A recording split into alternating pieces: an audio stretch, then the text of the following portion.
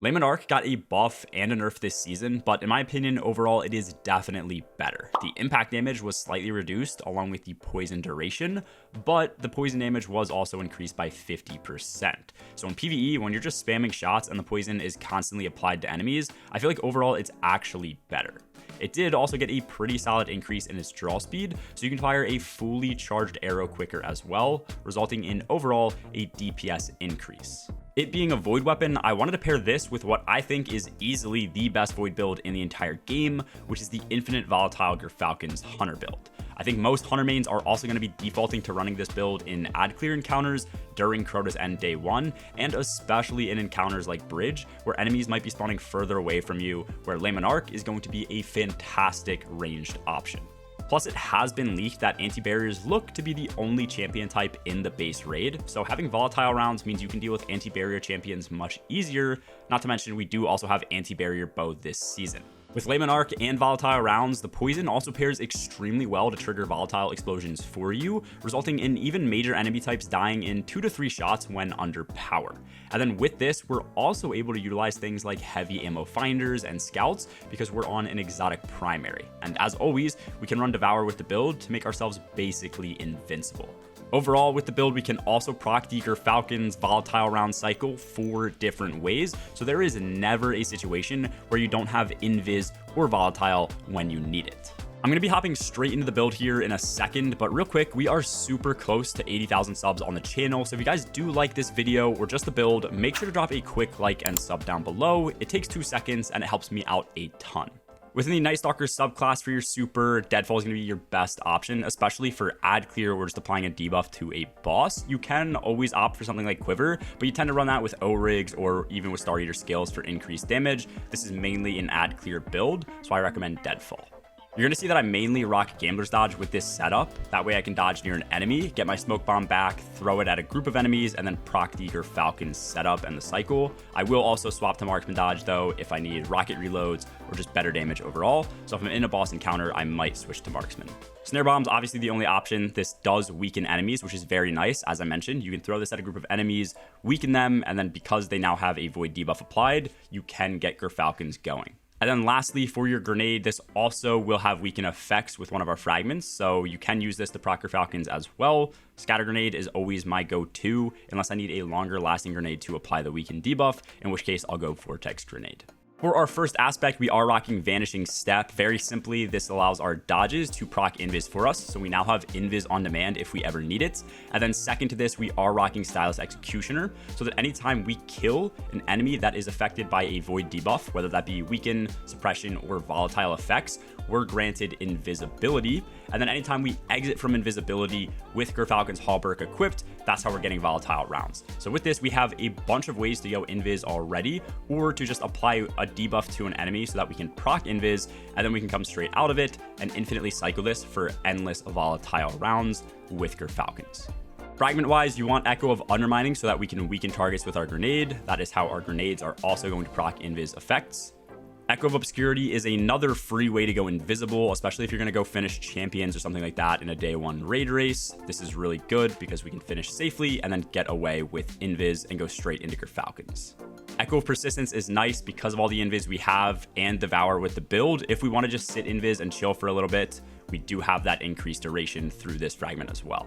And then lastly, crucial to the build, Echo of Starvation makes it so that any Void Breach or Orb of Power that we pick up will give us Devour. And then with Devour, we can play a lot more aggressively because any kill we get extends the Devour timer. We get full health and full shields, and then also a portion of our grenade straight back. These are all the mods that I'm running for the general playstyle of the build, but I'm going to go over some other alternatives that you can run depending on the setup that you're using for your team as well.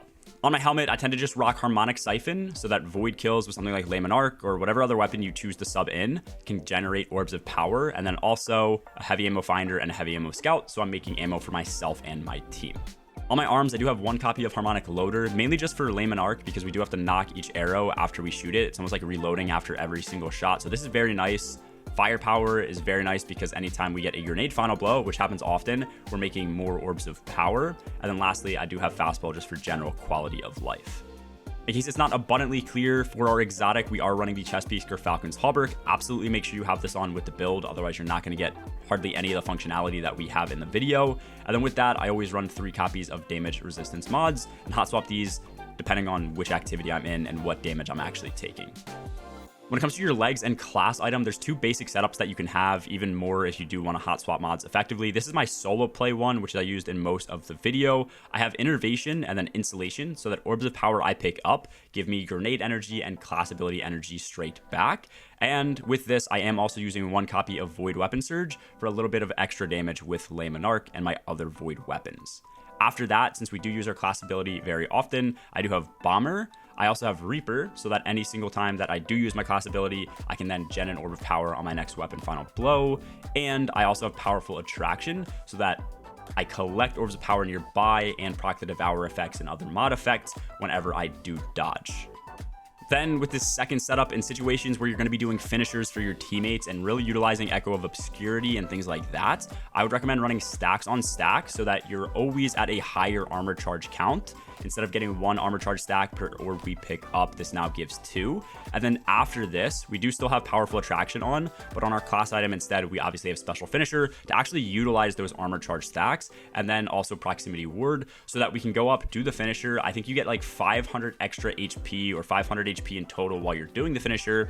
And then after that finisher, when Echo of Obscurity procs and we get the Devour effect to proc on the kill, we should be at full health and be invis after that. So that's a better overall setup if you're doing special finishers. And the first setup was just to utilize armor charges and 1 copy of Weapon Surge.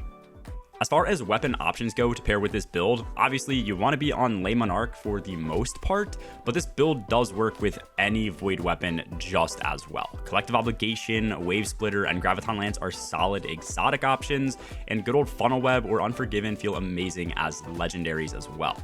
For ad clear, Commemoration is arguably the best option by a mile. With Reconstruction and Repulsor Brace, this is great for clearing large groups of ads or tankier enemies.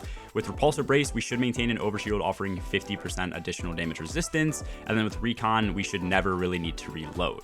And then after this, if you're not really using Commemoration for ad clear, you're probably going to be on a rocket.